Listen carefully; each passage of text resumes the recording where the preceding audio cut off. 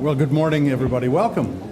Delighted to have you here. And this is, I was terrified when I heard that we were going to be hosting a president of a country the last week of August. I thought, who the hell is going to be here? Nobody comes to anything in the last week of August. And I'm so glad to see all of you here. And it's really for very good purposes. This is a very important conversation we're going to have today. And I'm just very flattered that we have this opportunity to host President Chaves. He's well known in Washington. He's been here for so many years, but we welcome him back now as president. And of course, one of his inaugural gifts was a cyber attack, that all of a sudden clobbered Costa Rica and became a catastrophe in the making. And this became an opportunity. Crises frequently do become opportunities, and it became an opportunity for us to work more closely with a crucial ally. This is a crucial partner country. And when they had a problem of this scale, we were honored to have the opportunity to work with him. And so we're delighted to have you here, President, and we look forward to it. You had a very good meeting yesterday with President Biden. And I don't know if you'll get a question or two to try to figure out what you said, but that's up to everybody in the audience. I'm going to just take a few minutes to also mention the other colleagues that are going to be a part of this program. I'm going to next introduce the Deputy Secretary, Rich Verma.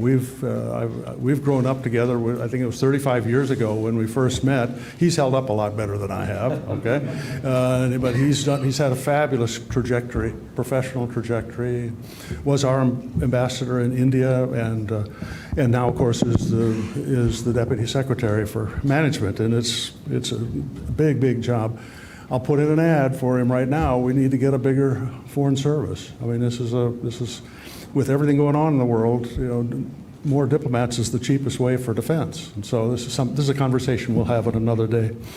Nate Fick is an old friend. Nate, we met, I think it was 10 years ago when we last saw each other, unfortunately, but that's because he went off and became rich. He went off to California to a venture capital company. And so now he can afford to be a public servant again, okay?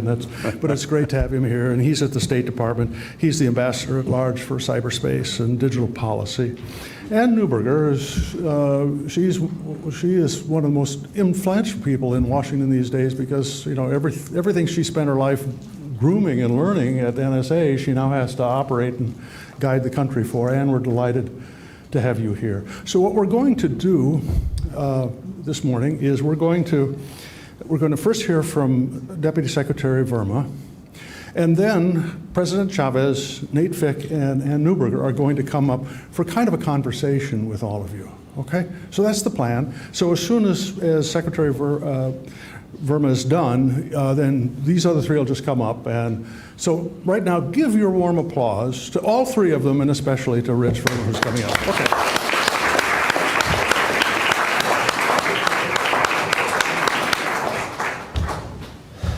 Well, good morning, everybody, and John Hamre, thank you for that generous introduction. We did meet about 35 years ago when I was working for the chairman of the Defense Appropriations Subcommittee in the House of Representatives, and every morning he would say, call Hamre, we have a problem. John was the comptroller of the Pentagon then, and so we're still calling John Hamre, so you're an institution, and thank you so much. Let me recognize again Ann Neuberger, our Deputy National Security Advisor, who's incredible, our two ambassadors who are here, ambassadors who are building the relationship between our two countries in such an incredible way. My colleague Nate Fick, who is doing an incredible job on leading our new Bureau on cybersecurity and digital policy. But most of all, let me offer my sincere gratitude to the President for being here, our distinguished guest, our extraordinary partner, and a critical leader for Costa Rica and our hemisphere. And it really was an honor to join you in the meeting with President Biden yesterday in the Oval Office, and to see the bond and the friendship that the two of you have and that our two countries have. Fidelity to democracy and human rights, our dedication to open society and open markets, our commitment to innovation and in our economies, and our cooperation across the board in so many areas. It was a terrific meeting. There is so much that defines the ties between the United States and Costa Rica, so much that touches on the building blocks of stability and security, economic development, public safety, migration, and yes, cybersecurity. So let me just touch briefly on these, and I will speak quickly so you can hear from our group. Let me start with economics, but our trade relationship is deep and robust, totaling over $17 billion in goods moving between our markets last year alone. The U.S. accounts for nearly 3/4 of foreign direct investment heading into Costa Rica, and U.S. companies have helped create nearly 130,000 jobs there. Meanwhile, exports from Costa Rica coming in our direction, especially in medical devices and semiconductors, are helping fuel our post-COVID recovery, economic recovery. And those bonds are only growing as we work to secure regional and global supply chains, combat corruption, engage in the Americas Partnership for Economic Prosperity, and collaborate even further in the technology space. But steady economic growth rests on the cornerstone of our common security and public safety, a pillar that we reinforce every day. And to give one example, Costa Rica is an energetic partner in the State Department-led Sembremos Seguridad program, which brings government and communities together to identify social risks and prevent activities targeting the most vulnerable, high-crime areas in the country. This is part of an ongoing drive to improve citizen security in Costa Rica, and that push is intensifying too through our efforts to counter narcotic trafficking, to stop organized criminal networks from undermining the strong institutions that set Costa Rica apart. And our deep cooperation on the fundamentals of a healthy society gives us the wherewithal to take on the toughest tasks before us today. And today that includes irregular migration and displacement, the record-breaking movement of people throughout our hemisphere, and how we better facilitate safe, orderly, and humane migration. And we're grateful to the leadership of the President and the Costa Rican government for standing up the secure mobility offices, which is a new initiative to create lawful pathways in the country. And again, on this front, let me give credit where credit is due. Costa Rica has set the standard for leadership in supporting refugees and ensuring their access to protection, many embarking on a treacherous journey, many fleeing persecution and fear.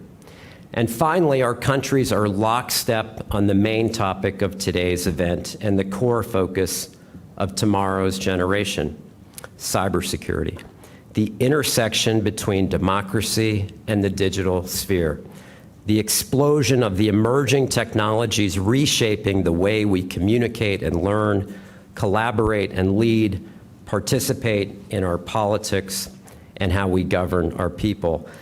The United States and Costa Rica appreciate the immense power of this space, but also the potential pitfalls, too. We know that sound and secure connectivity, a strong and growing advanced manufacturing sector, cyber, digital, and tech talent and infrastructure are all key components of modern economies and a modern society.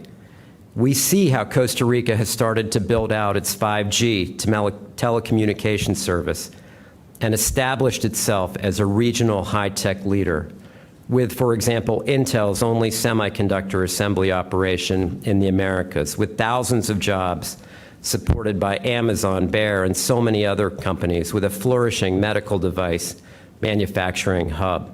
And we share an affirmative vision for the role of trusted and secure technology, technology for good.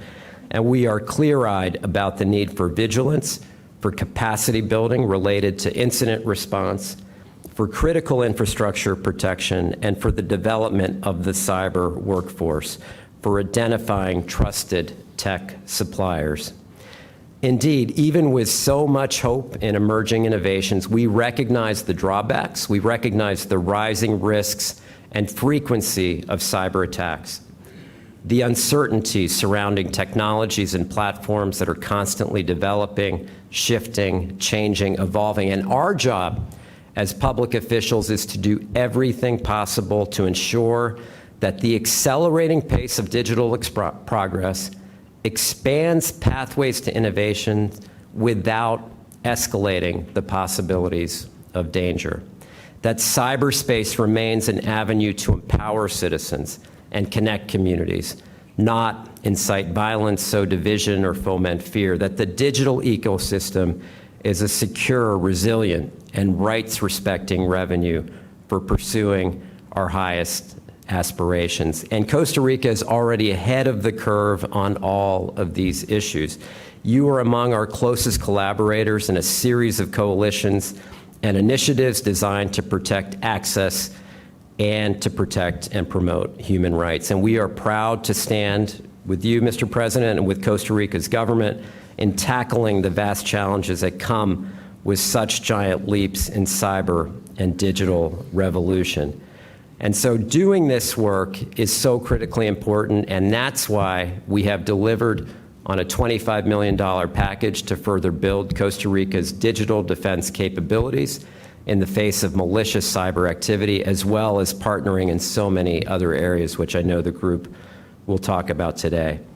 So doing this work and supporting cyber and digital resiliency within our countries and among our partners is an increasingly vital element of the United States foreign assistance portfolio. These investments are critical to the security of our citizens, our allies, our partners, to the strengths of our economies and businesses, to the enduring stability of the rules-based international order, to a safe, open, reliable, and interoperable internet that will remain an unquestionable facet of life for decades to come. And so here is the bottom line. Cybersecurity, digital diplomacy, emerging technologies, just like economic development, regional security, migration, and more, each hold a common thread. They all cross borders. They all impact the strength of our democracies. They all affect the lives of our people. And we can't address any of these challenges alone. In fact, we have no choice but to tackle them together. For friends like the United States and Costa Rica, that comes naturally. And that coordination will continue between our presidents, our governments, and our communities. Thank you very much. Thank you, John. Thank you, Mr. President. I hope you enjoyed today's conversation.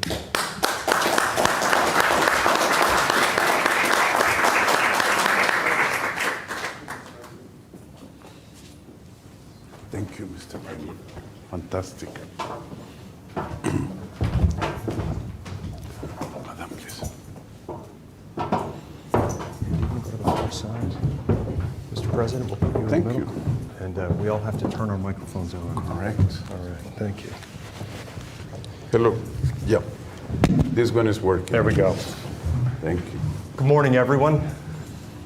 Thank you very much for joining us. My name is Nate Fick. I'm the Ambassador at Large for Cyberspace and Digital Policy. Very pleased to share the stage this morning with my colleague and friend, our Deputy National Security Advisor, Ann Neuberger, and of course, President Chaves of Costa Rica. Thank you, sir, so much for your generosity with your time. Thanks for your leadership. It's such a pleasure to be with you today. The pleasure is all mine, Your Excellency. You're very kind. Thank you. You are here in strength with an incredibly broad and diverse delegation from your government. I wonder if we might start just with hearing more on your goals for this visit to Washington.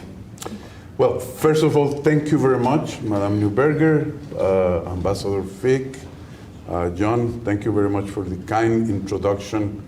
Mr. Verma, that was a wonderful summary of what I think is the reality that we are facing, as well as the common objectives of two countries very different in size, but with great common objectives and shared values.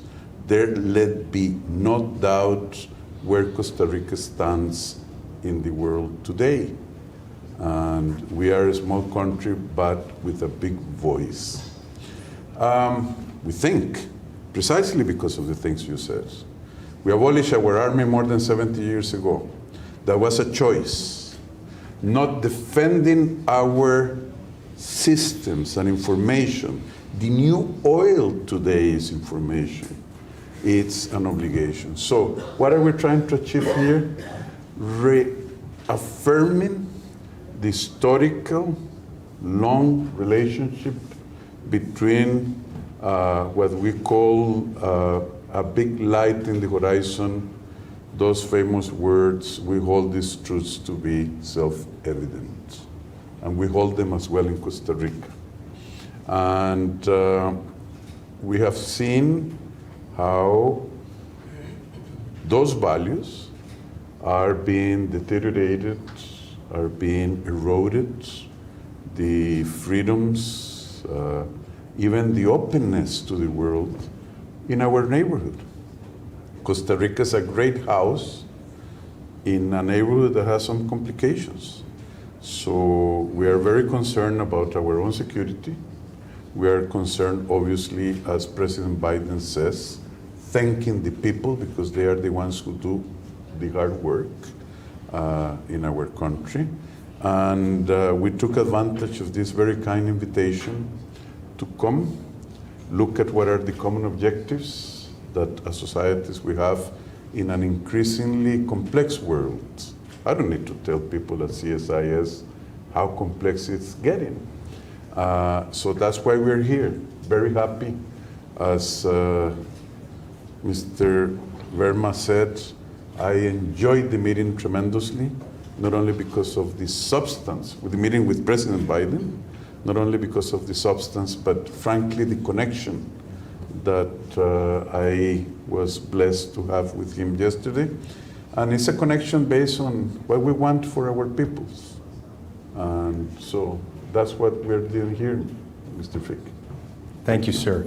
It is a rare opportunity for us to sit on a stage in a public setting to have a conversation with a current head of state about a cyber attack.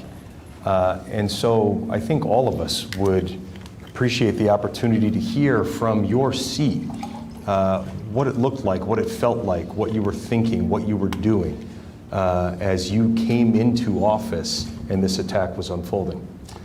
Well, I can tell you it wasn't nice. It wasn't a very nice inauguration present, not at all. Yeah. I would like to give you a little bit of context because, you know, there may be coincidences in life, but we say in Costa Rica, think suspiciously and you're likely to be right. When I was elected during the transition between being elected and inaugurated, as president-elect, I said, and I believe I was the first one in Latin America to say it actually, that Russia's invasion of Ukraine was illegal, was unacceptable, and frankly, I used the word criminal. I was taken to court by some Costa Ricans, criminal court, saying that I had violated our perpetual policy of neutrality. It was very funny because the perpetual policy of neutrality is military, and we ain't got one. And so how could you violate using... So there were all these details, and frankly, that was a frivolous action. And suddenly, very shortly after having been inaugurated, we were attacked. And we were attacked affecting the backbone of the functioning of the state, our tax system, our customs system, electricity, our even meteorological services. We wouldn't know it was going to rain. They are never right anyway, but they were attacked. Our Ministry of Transport, our Social Security, our health system was attacked. So it was ugly. And thanks to the collaboration of partners like the United States, obviously, at the forefront, and Spain, we realized this was coming from Russia. Coincidence? Possibly. Certainly possibly. Probably. From a group named Conti. They began asking for ransom. We couldn't pay ransom. We would need a special law. And we wouldn't pay ransom. But the effects were very important. Millions of dollars hundreds or thousands of medical appointments. But, well, here we are, we reconstructed. It wasn't a nice priority to devote time at the beginning of an administration, but once burned, twice shy, and we are trying, I think you say that in this country, right? And we decided that the negligence of decades, obviously everything is the fault of the previous administrations, but decades of negligence protecting our information, our tax systems, our computer systems, had to come to an end. And you're helping us very much in doing that. Thank you. So obviously we're more than a year later. That help now is organized and flowing. But in the early days, Anne, what did it look like from your seat in the White House as this attack was unfolding? Can you describe for us some of the initial support and then how you think about ongoing support to allies and partners like Costa Rica? Thank you, Nate. So President Biden was deeply concerned when he heard about the cyber attack, the timing, the extent of the impact on critical services in Costa Rica, the ability of Costa Ricans to make medical appointments, to travel, etc. And he directed us to ensure we were providing immediate support. And of course, the ambassador and the embassy team, Ambassador Tejas' team, was a strong advocate. We had an FBI team on the ground within 24 hours at your government's request to work closely with your superb team and help quickly recover. And then to your point, we looked together and said, what more is needed to ensure that Costa Rica, as a regional leader, can be a regional leader in cybersecurity as well? So the support includes $25 million from the State Department to establish a security operations center, as well as a more immediate near-term virtual security operations center to provide hardware and software, the right cybersecurity monitoring, an additional $10 million from the Department of Defense to provide and work on a security operations center for the Ministry of Public Security as well, and ongoing support to really put in place the cybersecurity protections and regime needed as a first step for ensuring that those critical services are protected moving forward. And then because of the link between cybersecurity and digital infrastructure, started a conversation about your vision for 5G in Costa Rica and how to ensure that that 5G was also secure in the proper way. We've had an ongoing discussion regarding that to ensure that there are trusted providers available. You'll talk more about that. The second part of our support is a $300 million EXIM financing grant. So as Costa Rica makes this transition to 5G, and you'll describe that a bit more, it can be with trusted providers to ensure that building upon the first stage of cybersecurity protection, the nation's core foundation digital infrastructure that everything rides on, that the economy rides on, that public safety and security rides on, and that access rides on. Ensuring that there is equity, that every Costa Rican can access the internet, can do business online, is trusted, safe, and secure moving forward for the future. Thank you for raising the 5G point. I think our perspective, of course, has been that technologies sit in ecosystems and risk federates across these ecosystems. And so when we're talking about cybersecurity, we have to think holistically, not only cybersecurity products and services in a traditional sense, but also cable and fiber and data centers and wireless networks. President Chaves, your government has made some very welcome and bold moves in this regard recently. Can you share with us your perspective right now on 5G security and what comes next in Costa Rica? Of course. Look, we learned the lesson, but that we are going to stay the course. We want to develop connectivity, access, speed. Why? Because we want more Costa Rica in the world and more world in Costa Rica. You know that we are opening up our economy at a time where some countries are thinking and are actually restricting trade, access of foreign direct investors and the like. We are attracting foreign direct investors as much as we can. They create fantastic jobs. We have 250 plus US companies. As a matter of fact, I'm going to tell you a small anecdote or factoid. There are more Americans in Costa Rica living than Costa Ricans in America or in the United States. I don't know many countries can say that in the neighborhood, right? And we are delighted with that. So instead of throwing the baby out with the bathwater, we wanted to make sure that the cyber environment in general is conducive, is high-end, is state-of-the-art. But then there is this little problem of security. So after many decades, we bit the bullet. We are auctioning some of the frequencies for the private sector to actually come provide 5G from the private sector. We have a state-owned utility that provides telecommunications. So we have two steps in the development of 5G.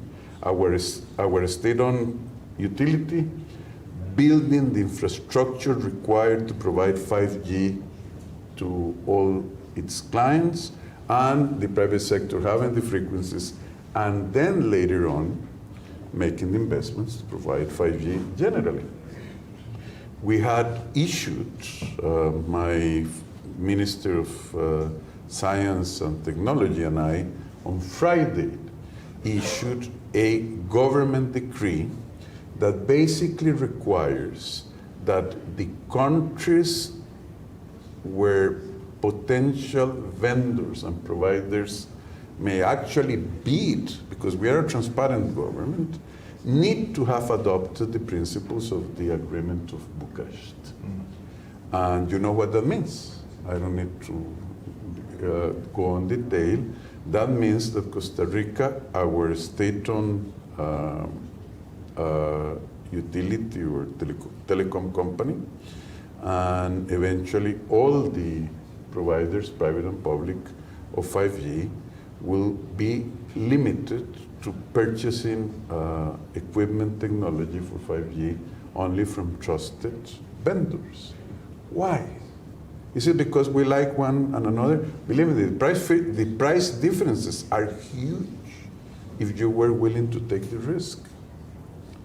Potentially other non-transparent benefits could be very high, but that's not what we're looking for. We are looking at American companies, European companies, and tell them your security in this country, your connectivity with headquarters, with your clients is going to be fast, reliable, affordable, and above all, safe. And that's a tough decision. You know what that entails, the type of pressures we received and will receive. Another coincidence, the day we signed it, there was a cyber attack on our children's hospital. So, but we will stay the course. It has been done, there's no way back. This is an important point you make, that the decision is not only about price, but there are many other factors, including creating an attractive investment environment for technology companies to come and encourage the development of an indigenous innovation economy in Costa Rica. And Anne, I think this is one of the arguments that has been a part of your vision as you've been advocating on behalf of trusted vendors around the world. Can you tell us more about the U.S. vision and campaign in this regard? Absolutely, and it's really President Biden's vision, and President Chaves, you articulated every aspect of it beautifully, which is digital access is opportunity for every citizen. That every citizen, no matter where they live in the country, in a rural part of the country, at the center of a city, can have access to education, to jobs, and with speed, security, and safety. And that is both the President's vision in the United States and certainly with our closest international allies and partners. And that has underpinned the approach to say, We want to ensure that digital infrastructure, that the US is a partner in making that available. And it's really a whole of government approach. It includes using our financing tools like the Export-Import Bank or Development Finance Corporation to finance safe and trusted digital infrastructure. It includes the State Department advocating diplomatically on secure, responsible aspects of cyberspace. It includes USAID, who's doing training for open and trusted digital infrastructure around the world. And certainly it includes the discussion we've had about a workforce and a technical workforce. And we're very much looking forward to Costa Rica leading on that regional in the America's Promise for Economic Prosperity as well. And I think in that way, what's so exciting about the Security Operations Center in Costa Rica is Costa Rica is already a regional leader. You were a co-host of the Summit for Democracy because you are a regional leader on democracy and human rights, as you noted. And as a result, we're very much looking forward to this Security Operations Center being the first phase of becoming a regional security operations center, where there are individuals from other countries sitting, learning on how to maintain a network, how to detect intrusions, how to detect concerning behavior, how to quickly push back and respond as your team did so effectively, even in the most recent cyber attack. So I think, and because it's such a priority for the president, from the White House, to Nate's point, as he knows as a key partner in this effort, we pulled together all those elements, the financing element, the diplomatic element, the security aspect, making teams available rapidly if a key partner and ally has an incident, to ensure that we're executing in that way to help and partner with key allies and partners to ensure their citizens have secure, open, and interoperable access. Thanks, Ann, and thank you for raising the issue of talent and workforce. And Mr. President, I think we would love to hear your perspective on how do you develop technical talent, how do you attract that talent to government, and maybe most importantly, how do you keep that talent in government? Well, I don't need to tell an American audience about the fight and war for talent. I seem to have read in some newspaper about one company giving 150,000 bonuses to their engineers not to move to another company within the United States. That's more than I make in a weekend, right? In a bad one, right? That's a sizable amount just to stay put, don't move. We are all fighting to develop, attract, motivate, and retain talent. The thing is that the government versus private sector, obviously the private sector has more agility and the ability to raise salaries competitively. We depend on, we are under a little IMF program, you know that we inherited. We are straight A students in that program. We have reduced our debt ratio by 14 points in 1 year and 4 months. That's 1 percentage point a month. Ain't bad, to be honest. But that doesn't allow us to spend and hire as fast as we would like. That's a big challenge. We do have, like every other country in competing in this space, deficits of skills in a rapidly rising demand environment for those skills. So we're deploying, trying to solve the structural issue, which is we need to produce more STEM skills in the country. And that's a big fight internally with the public universities, with our National Learning Institute. We are doing it, and we are even finding little exceptions in our civil service rules to attract that talent. It's not easy. The private sector, I think, is having a better time now because our efforts to produce STEM or engineering IT skills, but we are thinking about changing some of the civil service rules to attract these very specialized and scarce elements. But so far, so good. There are still some people who love, like here, public service. I think you have a higher opportunity cost today in the private sector than now knowing your CV and your background than serving your country, but you chose to serve your country. And I think the same about me, and obviously about you, Ms. Newberger. But we like public service, and some Costa Ricans are enjoying working for the government in IT. But it's a structural problem that is common to every country, I believe. Thank you for that. The policies we've been talking about this morning have been domestic policies inside Costa Rica, and yet the challenges that they are trying to address are transnational challenges, and the approaches that we take unfold largely in multilateral institutions like the United Nations or the Organization of American States. How do you think about improving cyber and digital capacity and resiliency in Costa Rica and its effect on your ability to lead internationally on these issues?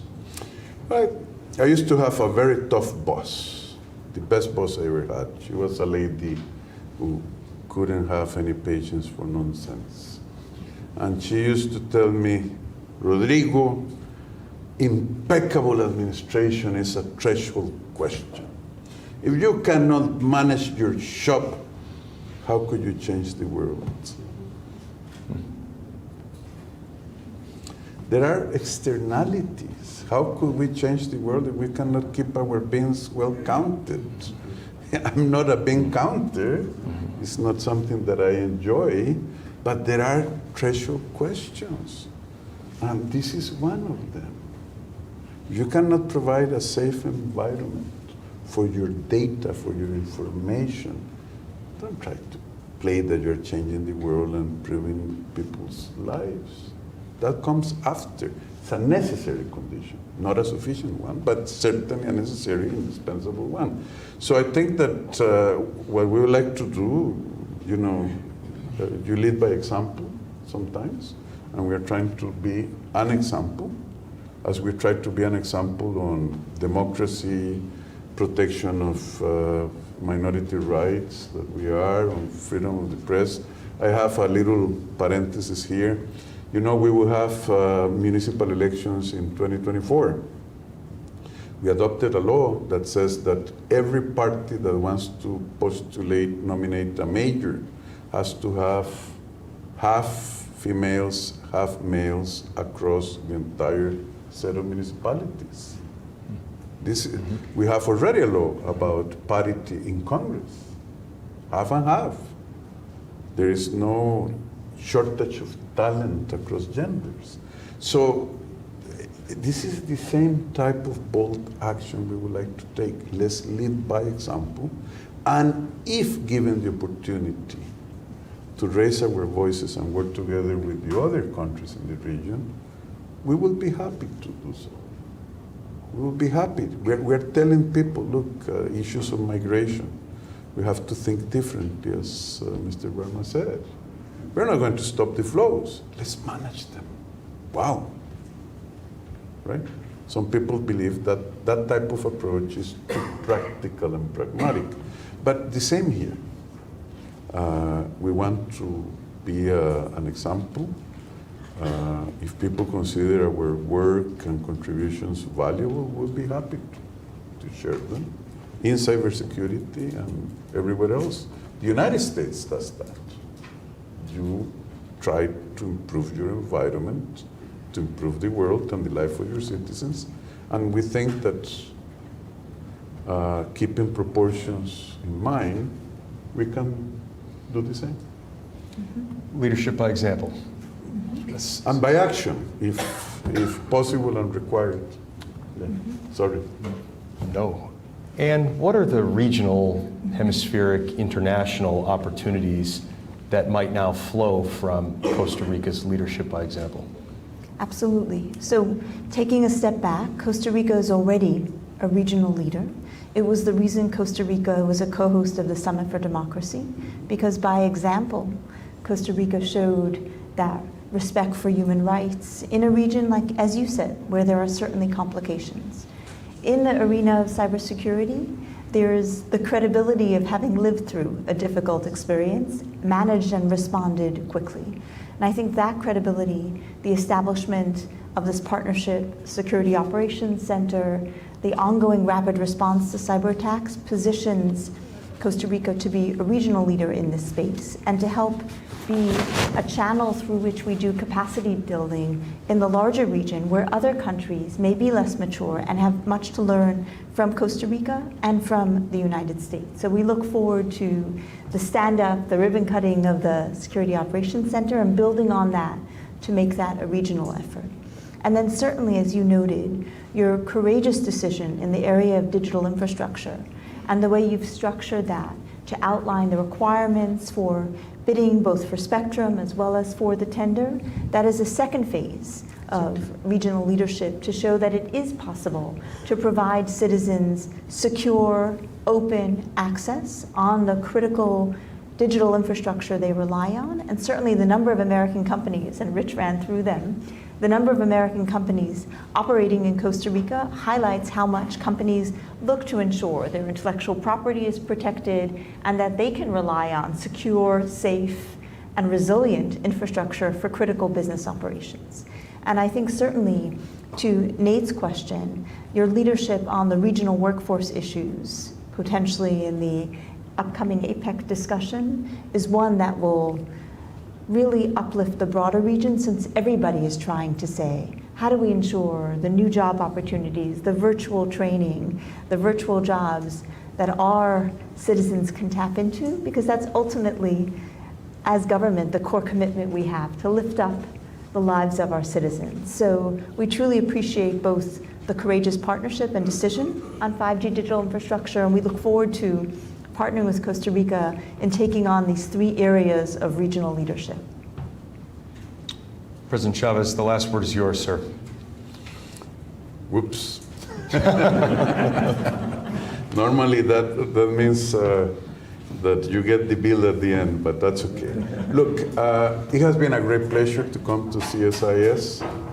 It has been a great pleasure to come back to Washington after 4 years, now in a different capacity. Talk is cheap. We need to walk the walk. Now I'm using every slang and saying that I may remember on this difficult language. Costa Rica is walking the walk in every sense. You know our efforts to fight international crime, unprecedented in the region, in sterilizing our ports and entry. You know our efforts now to provide security and be a safe place to do business for American companies. You know that looking at our actions, you see the eloquence of a people that has been very lucky, but to be very honest, abandoned the straight and narrow path for a while. Mostly because of negligence and lack of decisiveness of administrations, like every democracy does. But now we are a country with a renewed impetus to do well by doing the right thing. And that's something that the United States has shown the world for many, many years. And that's something that Costa Rica would like to think we are also doing. It has been a great pleasure and honor. Thank you very much.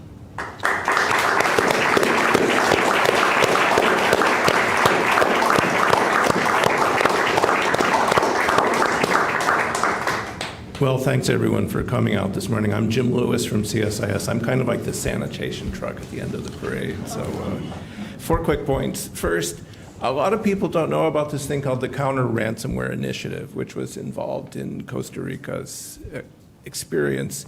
This is probably one of the most important diplomatic and cyber efforts the U.S. is making, so it deserves more attention. Second, as we heard today, Costa Rica is a model for a 21st century digital economy. It's just amazing, having been to Costa Rica many times over the past few decades.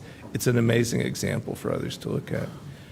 Third, we didn't talk about it much. Ann knows I'm going to say this, but we need to think about consequences when it comes for malicious action. And people ask, what happened to the Russians who did this? And I don't know, maybe they had to trade in their Lamborghinis or something. But on that note, there's more work to be done, clearly, but there's been tremendous progress just in the last few years. We're on a good path. Let's think about what we can do in 2024.